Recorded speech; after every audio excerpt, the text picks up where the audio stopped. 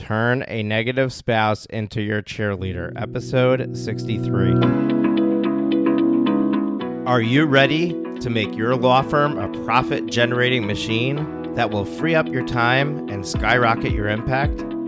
With more than 2 decades of business growth experience and having proven that you can be successful while prioritizing your family and your impact, introducing the Profit with Law podcast. I am your host, the creator of the Firm Differentiator 10X Effect, Moshe Amsel.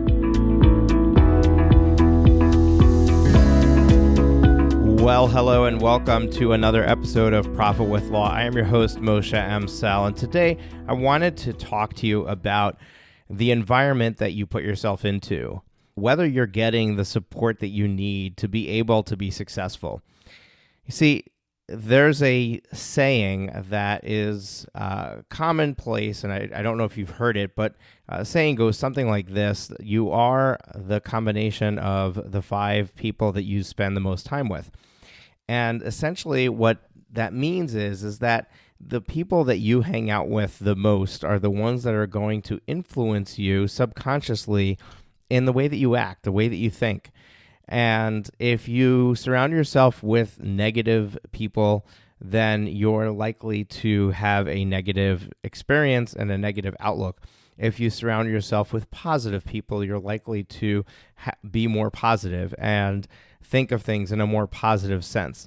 So if you hang out with optimistic people, you tend to be more optimistic because those things rub off on you and they're catchy and they really make a difference in how you approach your day-to-day life and how you approach the decisions that you need to face on a daily basis.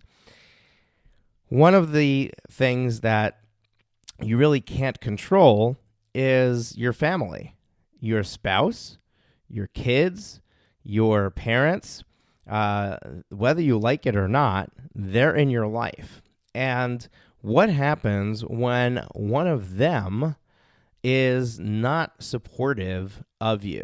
And that's what I really wanted to spend some time on today to talk about, particularly your spouse. I can share from my own experiences that with my wife, she is an employee. She works for a government job, and she gets a salary, she gets benefits, a pension, and that's a certain mindset around that kind of regularity and actually like a sense of security that provides. Although it might be a false sense of security, it provides a sense of security and regularity that makes them tick, right? And she's not geared for entrepreneurism, right? She doesn't understand business ownership and wanting to live in the world of risk. As a matter of fact, she's said to me that she thinks that being a business owner is like gambling, and it's all luck of the draw, doesn't take skill, and you have no control of the outcome. That's the way that she sees it. And how am I supposed to get support in my endeavors from somebody who has a totally different view than I have? My view as a business owner, as an entrepreneur, is that the only way to make the sky the limit as far as my potential goes is to be my own boss, to own my own business, to be able to make that happen. When you're working for somebody, there's always a ceiling. The ceiling might be high, but there's always a ceiling. There's a maximum. There's a cap on what you can earn, on where you can go with your growth. And being a business owner is the only way to remove that cap. However, we need to recognize that that is a completely different mindset, and it's polar opposites to the mindset of the employee, of the person who is living day to day, going into work, clocking in, clocking out, and collecting the paycheck, and seeing that as security, seeing that as regularity. and then looking at business ownership and entrepreneurism as, and I think I made up that word. I don't think there's a word entrepreneurism, but seeing that as risk, seeing that as a breach on the security blanket of the job. If we start to understand that that's where they're coming from, then we can begin to put ourselves in our spouse's shoes. We can begin to think about, okay, how can I get them on board with at least buying into what I'm trying to do so that I can have a cheerleader in my corner? I'm not looking for my spouse to give me day-to-day input on my business operations. I'm not looking for her to come up with ideas on how we can make more money, how we can, make a bigger impact, how we can grow.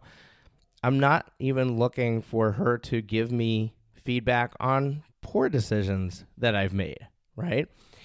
What I am looking for is for her to support me and be my cheerleader, whether or not I'm scoring points, whether or not my team is doing well. So going to the sports analogy, because that's where I just went, a cheerleader on the sidelines of a ball game cheers for the team, whether they're doing well or not. Their job is to cheer, and they cheer if you fail, they cheer if you succeed, and their cheering doesn't change based on one or the other. And that is the position that we need our spouse to be in.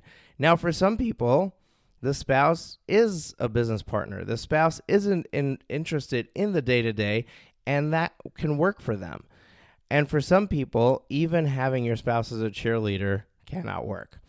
So what I want to do is I want to give you some tips, some pointers on an exercise or two that you can do with your spouse to try to figure out whether you can make it work for your spouse to be a cheerleader for you. And if it can't work, that's okay too, except that it's important for you to recognize that that's not something you can rely on your spouse for. And then you need to distance any conversation around the business from your spouse, because the last thing that you want to have happen is you want to have somebody very close to you constantly speaking negatively about the business, about your ability to succeed, about what kind of sacrifices you're taking on or making for the family because of your lack of success, and so on. You get the idea. So the ideal place that we want that person to be is our cheerleader. For some people, it's their involvement in the business, but if they cannot be the cheerleader, then we need to separate these conversations. We need to find a group of people that we can share our wins with and our losses with, and not be judged positively or negatively, but just be cheered. And if your spouse can't do that for you, then it behooves you to find the group that will. And I invite you to join our Facebook group at the Law Firm Growth Summit. So if you go to Facebook and just search for Law Firm Growth Summit, you'll find our Facebook group. Feel free to request to be added there. Make sure to give us your email address in that process. And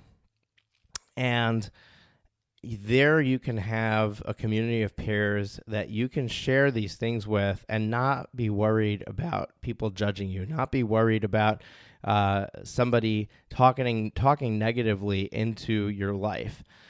But if there's any way to get your spouse to be your cheerleader, that is the ideal situation, because your spouse has the power.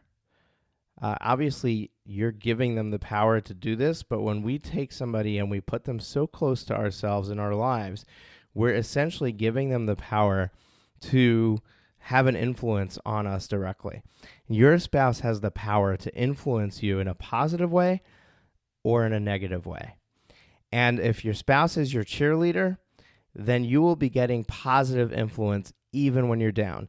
Even when you're going through a rough patch, you're going to be getting that positive influence, which is going to help pick you back up. It's going to decrease the amount of time that you spend in those down phases.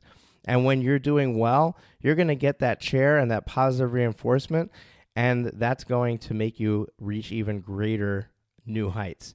So your spouse has that ability and that potential.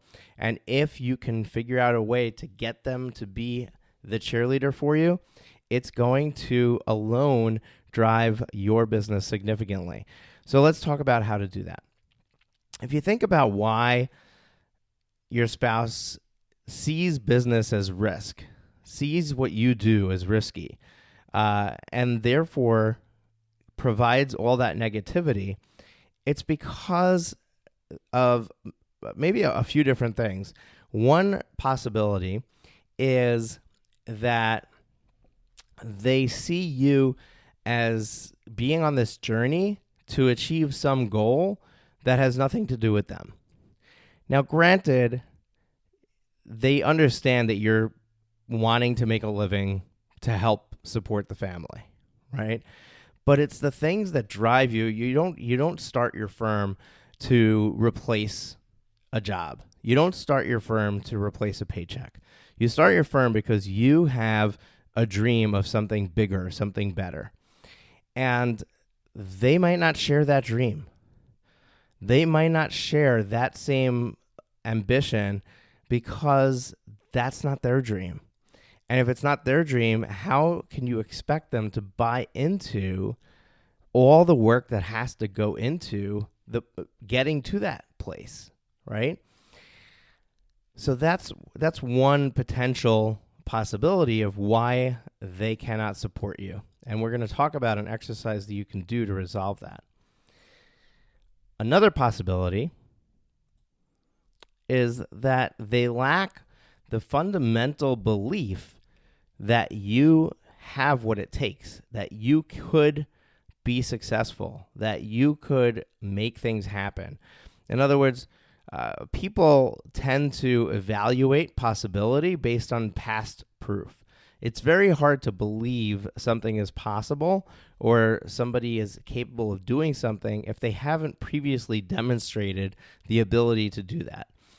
For example, if you're walking down the street and you see a 300-pound individual walking towards you and somebody said, they can do 20 pull-ups, you wouldn't believe that until you saw it, because it doesn't seem possible that somebody with that amount of weight, who appears to be in complete lack of physical health and upkeep, would be capable of pulling all that weight up in a pull-up 20 times. When a person who has a normal physique and is not obese, if they're not working out regularly, would struggle with that number of pull-ups. So we judge, the saying, don't judge a book by its cover, right? We judge people by what we see, by what we believe they're capable of. So that's the second big potential, is just their lack of belief in you being able to produce the results that you believe you can produce. So how do we solve this? What are some things that we can do with our spouse to try to fix it? So the first thing is I'm gonna share with you an exercise that I did with my wife, and it was really a turning point in our relationship as it relates to my efforts in business. I sat down with my wife and I said, look, I want to do an exercise with you. I would like to just sit here. We each take a piece of paper, and for 30 minutes, we just dream, assuming that money's no object. You have all the money that you need. What are some things you would like to do or would like to have? And we sat there and we did this exercise. Now, for me, on that paper, I had a bigger house. I had money, all the money that we need to live off of saved for retirement. I had my kids' colleges paid for. I had money saved to leave to give my kids for the down payment of their house, to leave to them or their kids eventually. They don't have any yet. Leave money for grandkids. That was my list, right? And then my wife writes her list, and on her list, there's a cleaning lady 2 or 3 times a week. On her list, there's her staying home from work for 1 year before the kids are in elementary school. We have a 4-year-old and a 2-year-old, and one of the things that she wanted to do was just come home from work for a year. She didn't want to retire. She didn't want to stop working, but she wanted to take advantage of the kids being young and being able to be present and be here with them more regularly. And those were the things that were important to her. Now, you can see that there was, although the things that were on my list are not necessarily things that she doesn't want to have happen, but they're not on her list of dreams. She's not motivated by those things the same way that I am. Yet, what she wants is seemingly so simple. And I mean, it's not small, but it's not big either. It's not grandiose. It's not like the things on my list. It's certainly something that's much easier to get to. And all it took was this exercise to identify what those things were. And then I turned to her and I said, honey, this is what I'm working for. I am now working to produce enough income in my business to bring you home for a year. I am now working to produce enough income in my business that we can easily have a housekeeper 3 times a week so that you can be happy with the cleanliness and the way that your home looks every time that you walk in. And once she bought into the dream, once it was something that she wanted, now she could see that my efforts are all leading towards this potential future for her. And that changed the way that she felt about everything I was doing in the business. Now, I'm not saying that it solved everything, but it brought a totally different energy to the support that she's providing to me. And it made her a cheerleader. And she definitely does now cheer me on my wins and also on my losses. And that was step number 1. So I urge you to go through a similar exercise with your spouse if you haven't done it already, because it's going to be completely eye-opening to you. The second thing that I did, and the second thing that I urge you to do, is to have an open conversation with your spouse.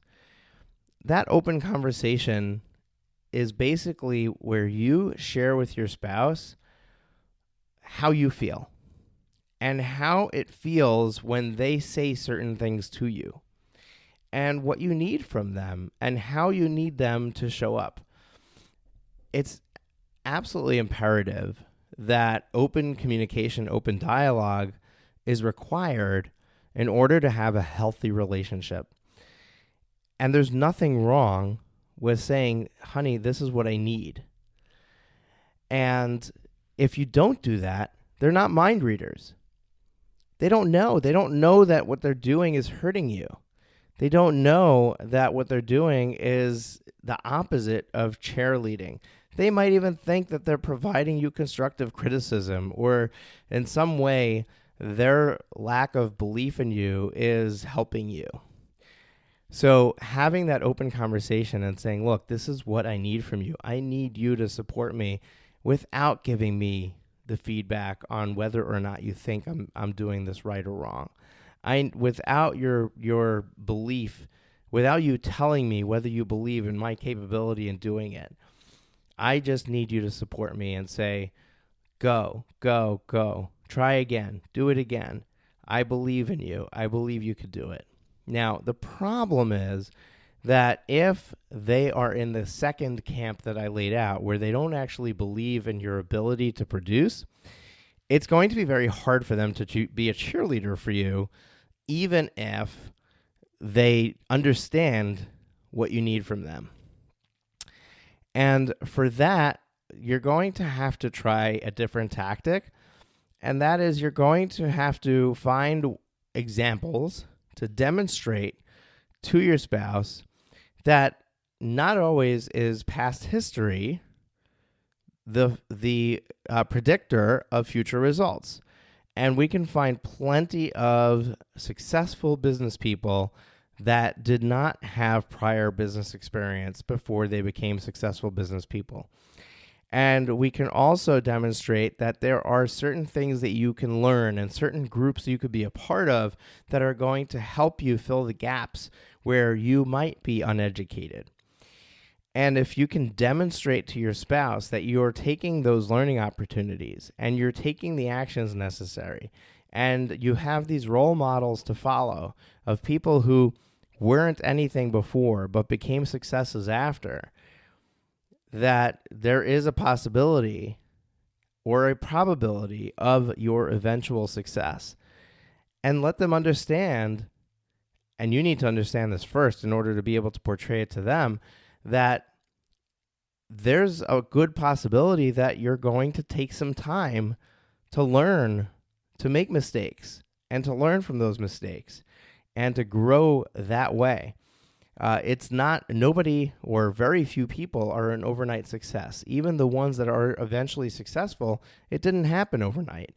It didn't happen in a week or 2 weeks. It happened with constant, ongoing, continuous action towards a dream, towards an end goal, towards a result that eventually reaped results and reaped the benefits that they were seeking to get. And if you can explain that in a way that your spouse can understand and buy into it, then you can have the cheerleader conversation with them to get them to be your cheerleader, to believe in you, to believe in your ability, and to move forward from there. Now, if after all of these attempts, you simply cannot get your spouse on board, and your spouse continues to talk to you about how you're never going to be successful, you don't have what it takes, you're not like the others, why can't you just get a job? If that's the feedback and the input that you're getting from your spouse, then you absolutely have to find a way to separate the conversations around your work and around your law firm practice and around your business from your wife. Go somewhere else for your sounding board. Go somewhere else for your feedback, for your sharing, and show up for your wife in the ways that you know how, that you can, that are separate and apart from the business, so that you're not opening up that can of worms. So you're not opening the door for that conversation. Keep that door closed. The negativity that you're going to experience if you're unable to turn this around is going to ultimately, very likely, derail you from any possibility of success. And if you understand that, you'll understand that you do need to do this. Now, obviously, I'm not a marriage counselor, and there's a lot of things that can happen here with how you handle this that can cause strife in the marriage, that can cause fights, that can cause issues, but there's also a ton that can improve with this process. So if you do work with a marriage counselor, then bring this up in your counseling sessions. Talk to your counselor about it and find ways that will work for you. Everybody is unique. Every situation is different. And I'm not saying that my experience and my situation is going to be the same as yours. But I do know one thing, and one thing for sure, and that is that if you're getting negativity from your spouse, from a family member about your business and your ability to succeed in your business, then you are going to continue to doubt your own ability. You're going to continue to feed off of that negativity, and subconsciously, if not consciously, sabotage your ability to succeed. So you owe it to yourself to figure out a way to make this work or to separate yourself from it. And I've talked spouse throughout this episode, but this goes for parents, neighbors, friends, family, other family members. There's plenty of people who want to weigh in and give you their opinion on what you should or shouldn't do and whether you can or cannot be successful. And you need to learn how to deflect those questions, how to filter things out, and separate yourself from people who just are not going to cheer you and are not going to believe in you.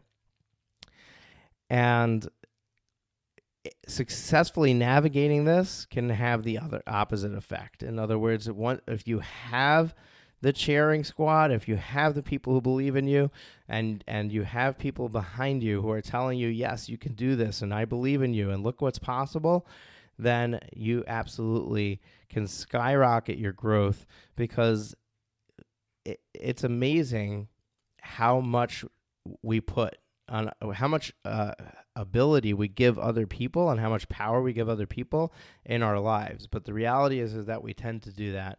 And if you're getting that positivity, it's going to reflect positively back to you, and it's going to be mirrored in the actions that you take and the success that you achieve. So that's all I have on this topic. If you have further questions about it, feel free to post in the Facebook group and the Law Firm Growth Summit Facebook group. And I do want to share with you an opportunity that we have going right now, and that's to get a free coaching session with me.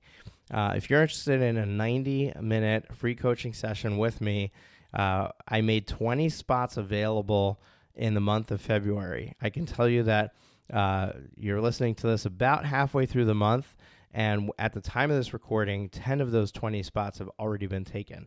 So there's very few spots left, and by the time that this gets released, it might even be less than those 10.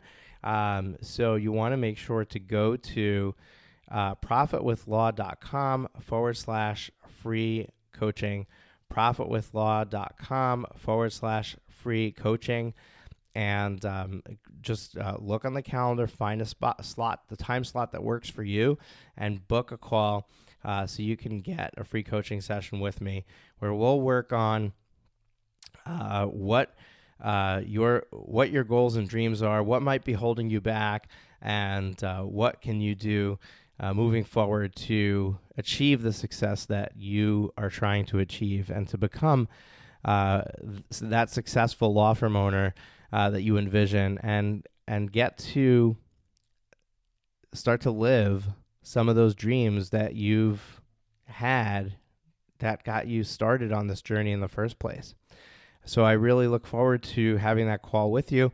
If this episode is something that you enjoyed and you think that there's other people that might enjoy it as well, please feel free to share this out via email, on social, and let someone else, at least one other person, know about this episode. The more people that we share it with, the more people we can help. And if this is your first time listening to the show and you have not yet subscribed and you want to listen to more episodes from us, you definitely hit that subscribe button, and I will see you again on the next episode. We do have a lineup of interviews that are going to be coming out, so I'm really excited about that. In the meantime, enjoy, take care, go make some profits, grow your firm, and I'm looking forward to seeing you again on the next episode. Take care. Thank you for tuning into the Profit with Law podcast. Your feedback is extremely valuable to us, as well as helping us reach more people with this valuable content. Please leave us a rating and review in your favorite podcast directory. Join us again next time when we are back with even more strategies to profit with law.